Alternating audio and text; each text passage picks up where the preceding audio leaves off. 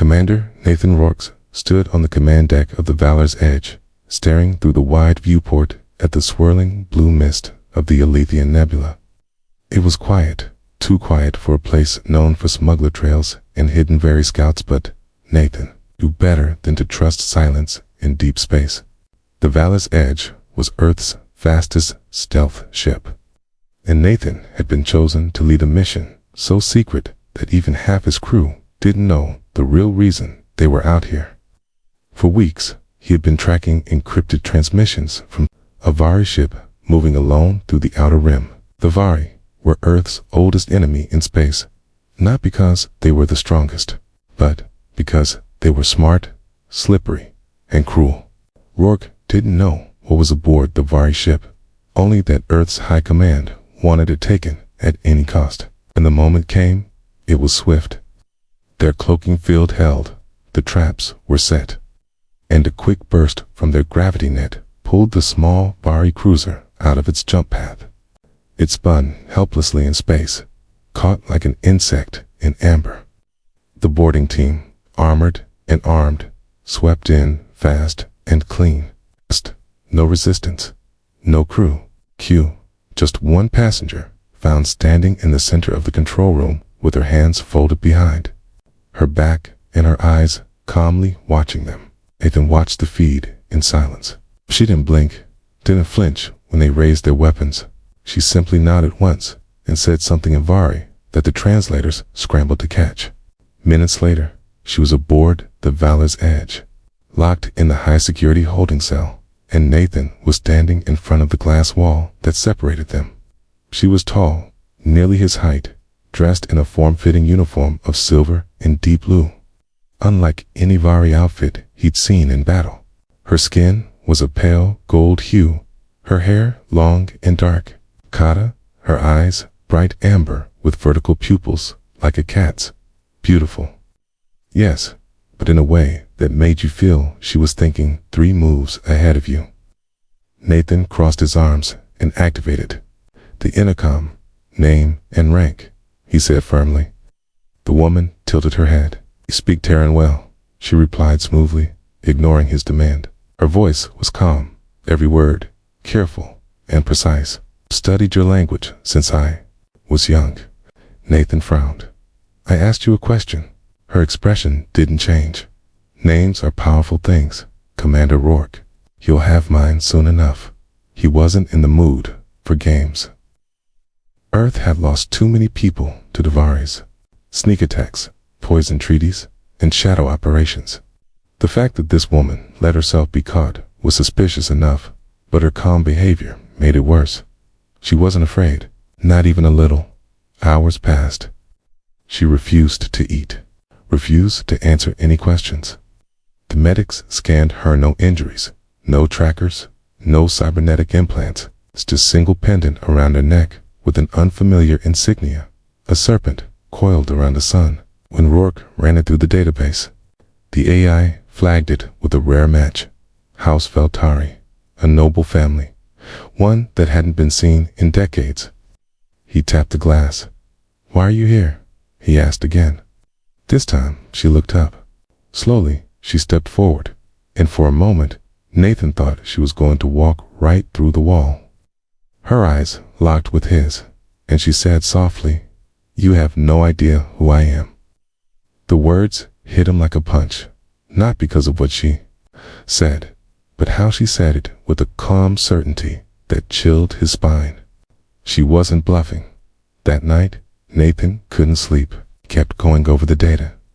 The House Valtiri was a legendary bloodline, said to be the closest family to the Vari Empress herself. If this woman was who he feared she was, then Earth hadn't captured a soldier. They had captured a princess, something worse. The next morning, High Command sent a message in all caps. Hold prisoner. Do not return to Earth. Further orders pending. Nathan stared at the message, then looked out the viewport at the stars, knowing deep in his gut that something had gone very, very wrong. Nathan Rourke stood in the command room of the Valor's Edge, staring at the display of the very woman's profile on the screen, her calm face frozen mid-blink. Her name, now known, Sarinth Veltari, daughter of the very Empress. The words felt strange in his head, unreal, like a story meant to scare cadets at the academy. He had captured royalty, not just a soldier, not just a spy. And it wasn't by luck, no. She had let herself be taken, had walked into the net without a fight. Nathan replayed their short conversation in his mind, her final words haunting him. "You have no idea who I am." Now he did, and it changed everything. The ship's AI confirmed the crest on her pendant, cross-referencing with long-sealed diplomatic records and spy reports. Haven't been seen in public in more than 20 years. Most believed they were dead or in hiding, purged, during internal power struggles within the Dominion. But if Sarinth was alive in here, alone on a ship with no crew, then something far deeper was happening. Nathan walked down the cold hallway toward the holding cell, passing his silent crew who had begun to sense something strange was happening on board. They knew nothing about her real identity yet, and Nathan wasn't ready to tell them. The fewer people who knew, the safer the mission would be, if it could still be called a mission. When he reached the cell, she was standing in the same spot as before, hands behind her back, golden eyes watching him like a cat waiting for something to move. He stared at her for a long moment before pressing the intercom. "You're not just anyone," he said. "You're Vori royalty. Why are you here?" Sarinth blinked slowly, then stepped forward. Her voice was quiet, but steady, "Because the Empire has fallen." Nathan felt his breath catch. "The Empress, your mother." She nodded. "She's alive, but her throne is gone. A new power has risen, Karen of the Red Flame. He commands the fleets now. He took the palace. He burned the loyalists. The old Dominion is dead." Nathan didn't know what to say. He had expected lies, or silence, or threats. Not this, not a cold truth that carried no emotion, no anger, no pain, just a warning. "Why come to us?" he asked. "Why not go to your own people?" Sarinth looked at him like the question was too simple. "'Cause there are no people left who would help me. Karen controls the minds of generals and governors. He spreads fear like a sickness. I escaped before he could find me. I came here because your people still fight back." Nathan shook his head slowly. "You want asylum?" "No," she said. "I want to stop him." Nathan stared, caught off guard by the sharp edge in her tone. "You want Earth to go to war for you?" She stepped closer, her eyes burning now. "If you don't, you won't have a choice. He is building something in the black regions of space, something ancient, something not even the very understand. And when he is ready, he will not make deals. He will not give warnings. He will come for your worlds and burn them one by one." Nathan's stomach turned. He knew the Vari were dangerous, but this was something worse, an enemy with control, speed, and ancient technology. "What proof do you have?" he asked. Sarinth tilted her head slightly. "The only proof that matters. I came here knowing you would put me in a cell. I surrendered because I had to, in my last hope." Nathan turned away, thinking hard. If she was lying, then she was doing it better than anyone he had ever interrogated. But if she was telling the truth, then holding her on this ship could make Valor's Edge a target for the most powerful being in the galaxy. The thought made his skin crawl. Later, back in the strategy room, he called in his most trusted officer, Lieutenant Mara Kane. He didn't tell her everything, only that their guest was of high value and very dangerous. "If anything happens to me," he said quietly, "don't follow orders from command. Protect her, even if you don't understand why." Mara looked confused, but nodded. Key knew it was risky, but he had no choice. When he returned to Soren's cell hours later, she was sitting on the floor, her back against the wall, eyes closed. She didn't move until he said, "What do you need to stop him?" She opened her eyes slowly. "A ship, a crew, and a way back into Dominion space without getting shot down. Nathan crossed his arms. So you want me to risk everything for what? Revenge? She shook her head. Not revenge. Balance. The Dominion was cruel. Yes, but it had order. Karen only wants power. If he rules, no one will be safe, not even your people. He will turn the stars into ash. Nathan watched her carefully, and for the first time, he saw something behind the calm mask: fear. Not for herself, but for what was coming. You're asking me to believe a lot, he said. Then let me prove it, she replied. Give me a chance. I will show you where Charon is hiding. I will show you what he's building. But if we wait, it'll be too late. Nathan didn't answer right away. He walked to the viewport and looked out at the stars, trying to imagine a war worse than what humanity had already faced. But the thought of doing nothing while something dark grew in the shadows was worse. Finally, he turned back. We do this my way, he said. We move in the dark. No signals, no contact with command. If we get caught, we're both traitors. Sorenth stood, tall and straight. Understood. As they left the holding cell together, side by side for the first time, neither spoke, but the air between them was heavy with tension. And something else, an unspoken understanding that they had just crossed a line that could never be uncrossed. In that moment, Nathan knew two things. First, he could never go back to following orders blindly again, okay? And second, whatever Sorenth was leading him into, it was only the beginning. The dark hangar of the Valor's Edge hummed softly as Commander Nathan Rourke stood beside Sorenth Veltari, watching the final adjustments being made to the stolen Very scout ship that would take them deep into enemy space. The plan was dangerous, even foolish by some standards, but it was the only way. Sorenth had mapped a route using unregistered jump gates known only to the Dominion's royal houses, and if her intel was true, they could reach the inner zones of Very space without alerting Karen's patrols. Nathan had selected only 3 crew members to join them, people he trusted with his life. There was Lieutenant Mara Kane, skilled in covert ops and fluent in 3 alien dialects. Gajuno, a former cyberslicer who once broke into a Martian defense grid for fun. And Dr. Elias Runn, a quiet but brilliant medic who had patched up more battlefield wounds than most soldiers had seen.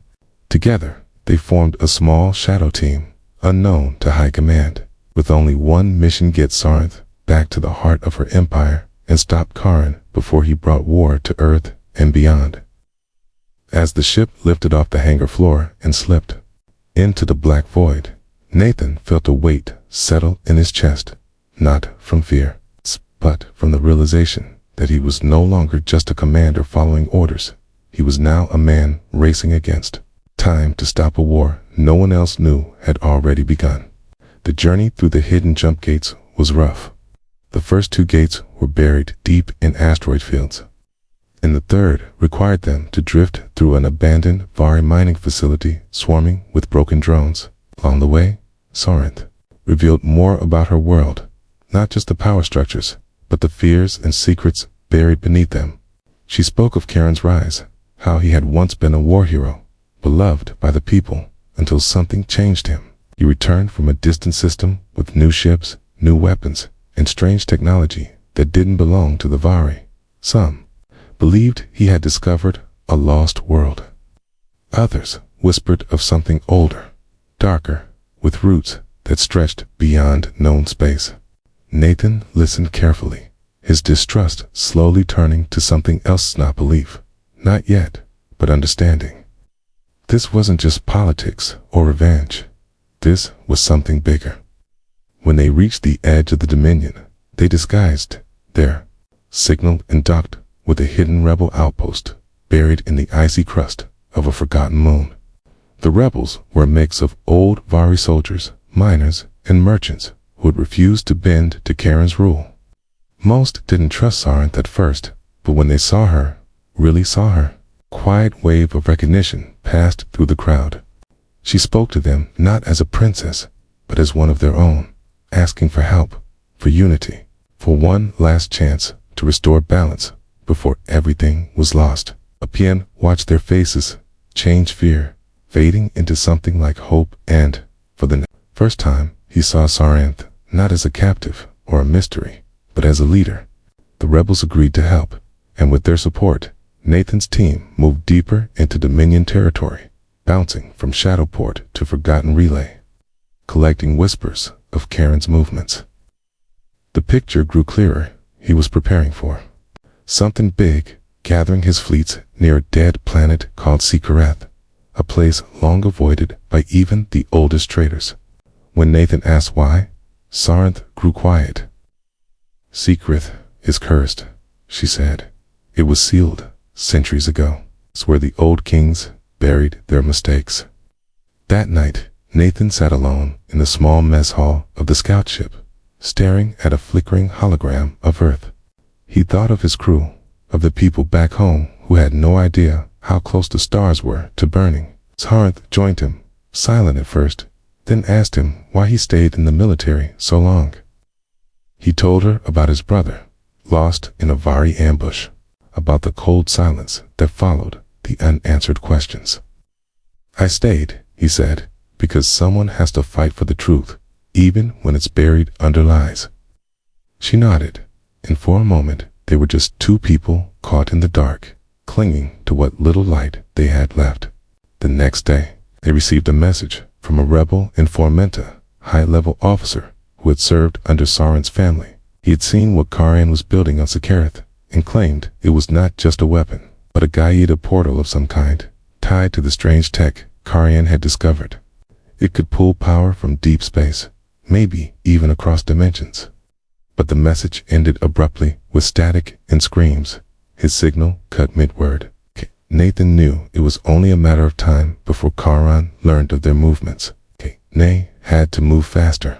They plotted a risky course to Sekareth, using old Vari beacon codes to slip through patrol routes.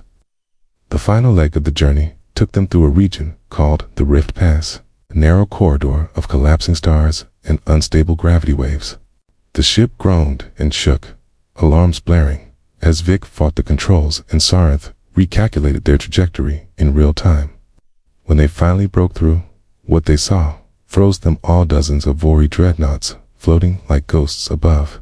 A shattered planet, their engines humming low, their weapons armed. And in the center, above the ruins of Sekareth, hung a massive structuring ring of black metal, pulsing with red light, connected by long cables to the planet below. "He's already activated it," Saranth said in a whisper. Nathan looked at the monstrous thing, his mouth dry. "What is it?" She didn't answer right away. "It's not just a gate," she said. "It's a voice, a signal. It's trying to wake something." Nathan didn't ask what. He already knew it was something that should have stayed asleep. They couldn't attack.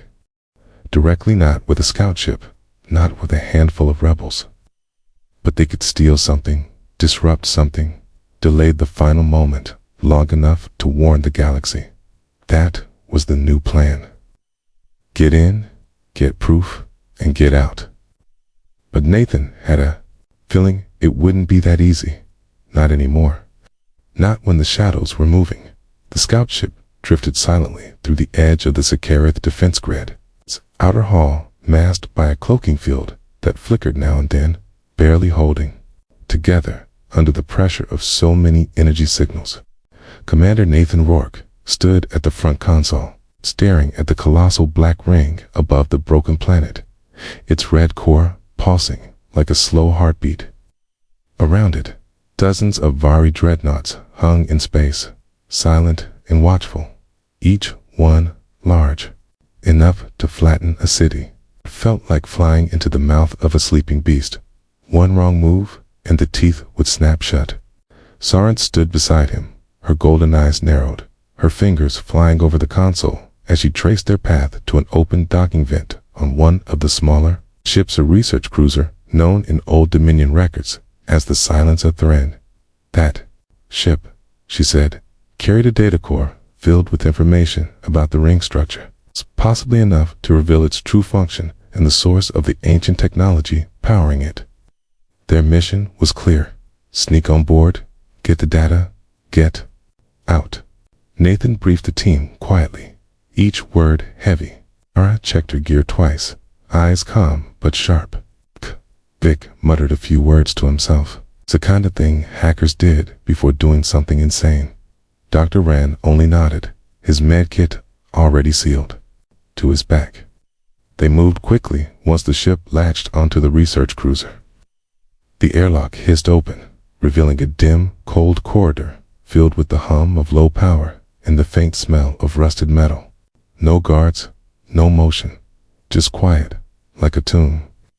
Sarinth led them through winding halls, using codes she still remembered from her youth. The deeper they went, the more strange the place became. Walls were covered with black roots, or wires, was hard to tell. Some sections pulsed like they were alive, as if the ship itself had changed, twisted into something unnatural.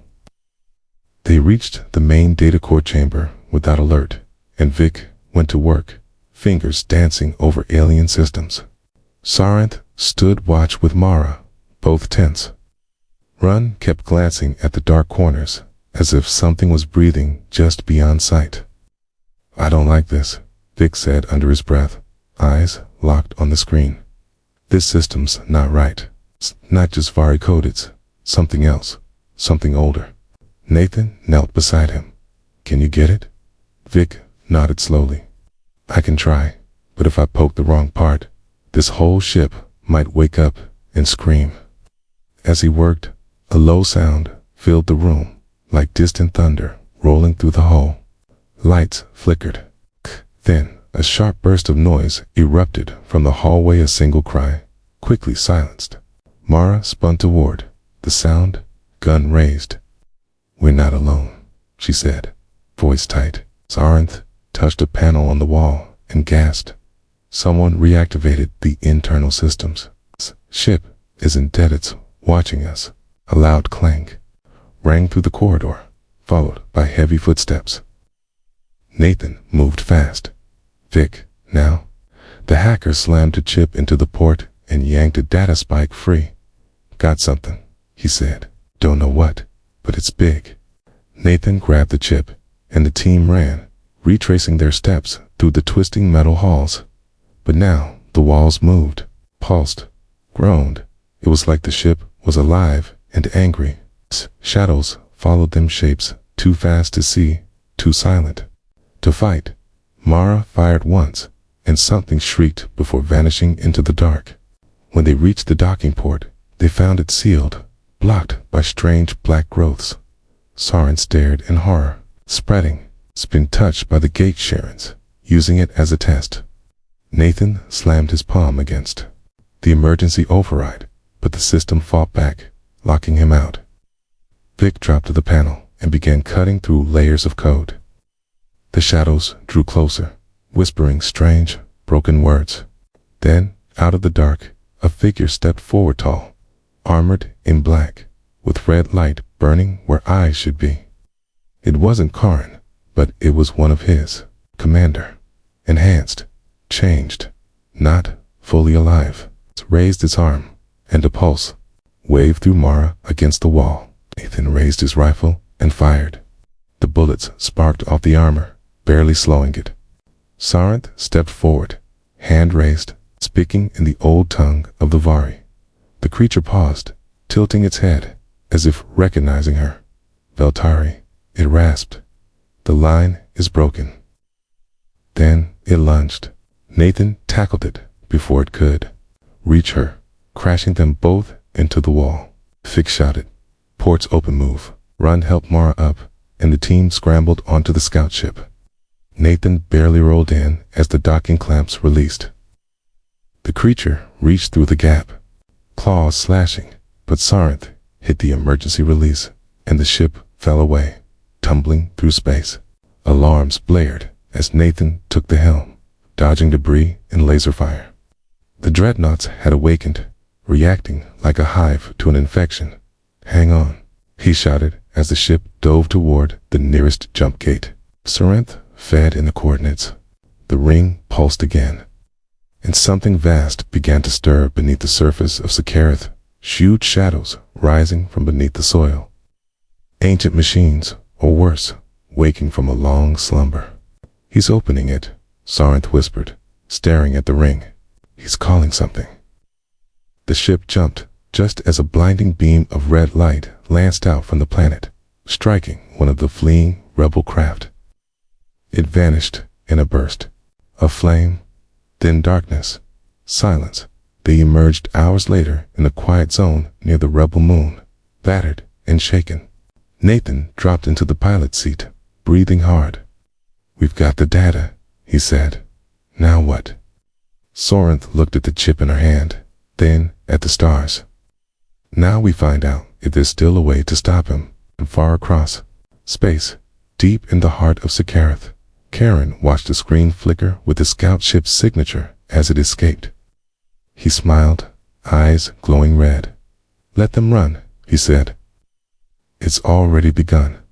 The scout ship limped through deep space, its hull scorched and its systems flickering as Commander Nathan Rourke sat in the dim control room, watching stars crawl by like dying embers, his mind replaying the vision of that terrible red beam slicing through the rebel cruiser as Secareth, so fast, so final, like a god's finger wiping a name off the map. Beside him, Sarenth clutched the data chip they had stolen, her face pale but set with grim determination, and behind them, Mara lay unconscious with a fractured rib, Ren working silently to stabilize her, while Vic paced nervously near the cracked Holly terminal, muttering about corrupted code and strange files the system kept trying to delete on its own, as if something alive was fighting him from inside the chip itself. When they finally reached the rebel moon, the outpost was on high alert, their small force preparing for what everyone feared was coming. War, not between nations, but between species, between sanity and madness. Because word had spread of Karen's gate and what had awoken beneath Secareth, and not even the bravest commanders dared speak its name aloud, for fear it would listen. In the central war chamber, Sarenth stood before the rebel council and played back fragments from the stolen data blurry images of ancient runes. Hollow machines crawling out of the planet's core, and worst of all, a voice broken and distorted, whispering in a language no one had heard in thousands of years, but that still made the human and very officers tremble. A voice that said only one thing, again and again: open the eye and unmake the lie. Words not meant to be spoken. Words that came from beyond known space, from a place buried even in Vari history. Nathan stepped forward and told the council everything about the living shadows, the corrupted code, the strange creatures stalking the halls of the cruiser, and how they were no longer just fighting Quran, but something that had taken root inside him, something using him as a vessel. The room was silent for a long time before a rebel general stood up and said, "Then we burn it." And that became the plan. They would send every ship, every pilot, every last bit of firepower to Secareth, not to win a war, but to end a mistake before it grew any further. Sarenth turned to Nathan and said quietly, "You don't have to come." But he shook his head and replied, "I was in this the moment I pulled you from that escape pod." And she gave him a look that said more than words ever could. And so they prepared for battle, not just humans and Vari, but others, 2 French species, smugglers, Kievan deserters, because everyone had heard the whispers by now, and everyone knew that if Secareth wasn't stopped, no world would survive. What came next? As they approached the system, the ring above the planet had grown, fed by energy lines that now wrapped the surface like chains of fire. And below it, massive shapes moved across the land, metal giants, shaped like nightmares, dragging pieces of ancient ruins toward the gate. The rebel fleet jumped in with no formation, no speech. It fired dozens of ships blasting forward as Karen's dreadnoughts rose to meet them. It's black and silent, armed with strange new weapons that bent light. and tore through shields like paper.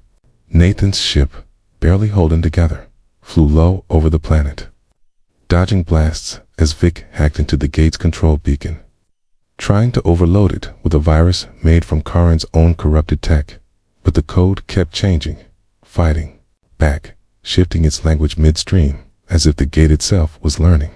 Sorenth reached into the data chip and found something hidden memory, a genetic key, a voice from her bloodline, and she pressed her hand against the control panel, speaking in the old tongue, calling on ancient permissions only royal blood could access.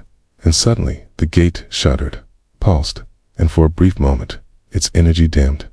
That was when they struck Mara, awake and bruised, launched a missile directly into one of the power conduits, while Rune triggered an electromagnetic pulse that fried half the gate's outer sensors, and for 10 glorious seconds the entire structure flickered and exposed its heart.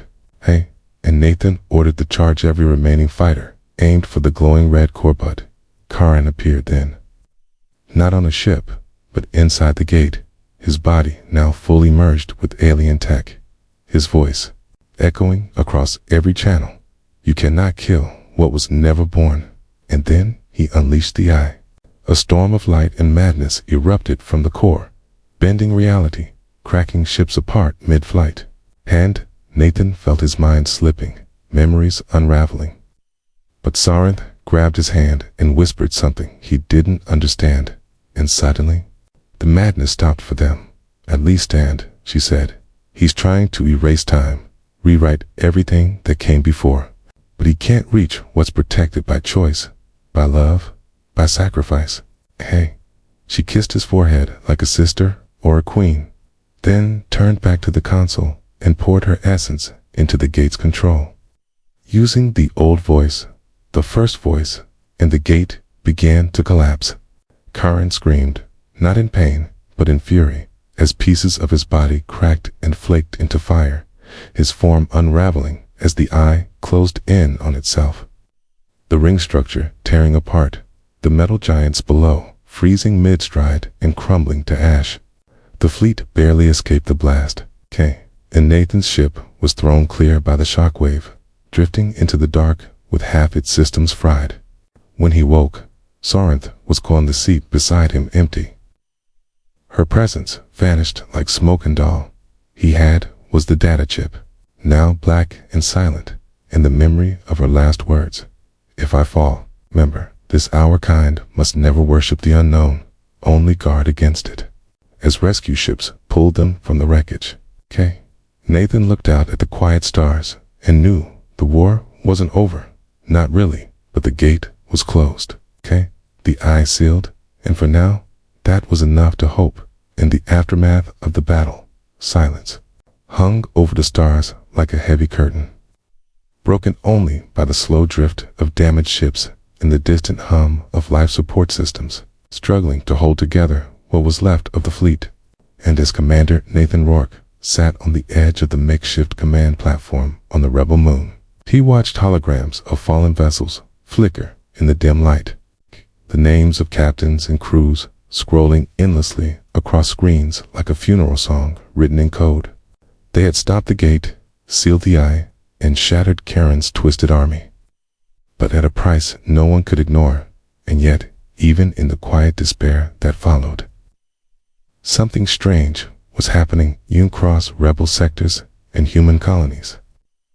There were whispers of hope, of strength, of unity, stories of how humanity, a young species on the galactic scale, had stood face to face with a force older than time and had not run, had not bowed, but had fought and won.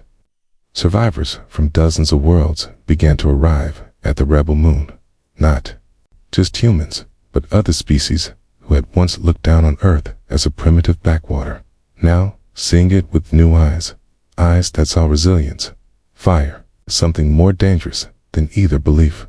In the days that followed, Nathan led council meetings filled with alien diplomats, rebel generals, and independent leaders who had never spoken in the same room before. And though their words clashed and old grudges flared, they all agreed on one thing: the galaxy had changed, and humanity had earned a place in the front line of whatever came next. As engineers rebuilt what they could of the fleet, Vic continued to study the remains of the data chip, now locked in a secure chamber beneath layers of shielding. And one night, he called Nathan to the lab and said, "It's not dead, it's asleep." And when Nathan asked what he meant, Vic pointed to a strange pulse hidden deep in the files, one that matched the rhythm of Soren's last words. As if her voice had become part of the code, her consciousness woven into the far wall, protecting the galaxy from the eye. Nathan felt something shift inside him then, certainty that she wasn't gonna rally in, that the battle had changed her into something beyond form, guardian written in light. Meanwhile, across human space, the people began to rise. Scientists shared data freely. Borders faded, fleets merged, and old governments were replaced by new coalitions forged in battle, all led by those who had seen the darkness and refused to kneel. The Terran Accord was born, not as an empire, but as a promise that humanity would no longer wait in the shadows of older races, but step forward and take responsibility for protecting the fragile light of civilization from the ashes of lost cities and broken ships. New technologies emerged, hybrid engines using remnants of the Gate's strange power, defensive systems built from Charon's broken armor, and even communication networks capable of reaching into deep space without delay, all guided by the simple but powerful truth that fear no longer ruled them. And yet, not everything was calm. Scouts began to report strange readings near forgotten systems, remnants of Charon's influence still lurking like poisoned roots in the dark. And one message stood out above the rest, a beacon from a derelict world showing a single symbol: the eye, fractured but watching. Nathan knew what it meant, that the enemy wasn't truly gone, only weakened, waiting for a new chance to rise. But this time, humanity was ready. He stood before the United Front's newly built headquarters, carved into the side of a rocky moon, and addressed a crowd of thousands, broadcast to millions more. His voice steady and clear as he said, "We were tested not by war, but by something deeper, the fear that we were too small, too divided, too late, but we stood, and we fought, and now we rise, not as conquerors, but as guardians. We are human, and we do not run from the dark, we bring the light." Erupted, not only from Earth, but from distant colonies, Vari outposts, and even alien worlds that had once been enemies, because in that moment, they saw something impossible. Hope made real. Mara returned to her old unit, now leading search and recovery missions in deep space, while Vic joined a task force mapping what remained of the Gate's energy web, and Run became chief medical officer aboard the Accord's flagship, Resolute Dawn. But Nathan stayed on the moon, watching the stars, carrying Soren's final words in his heart. Then one night, while staring out into the black, a strange signal came through, a soft, steady tone, with no origin, no pattern, just a voice whispering, "The eye sleeps, but dreams remain." And he knew then that their work wasn't finished, that the galaxy would always hold secrets, threats, and mysteries beyond imagination. But humanity was no longer afraid, and they were no longer alone. With allies beside them and the fire of unity burning brighter than ever, they stood ready to face whatever came, not with fear, but with purpose, 'cause they had seen the edge of the void and had not fallen. They had risen, and nothing would break them again.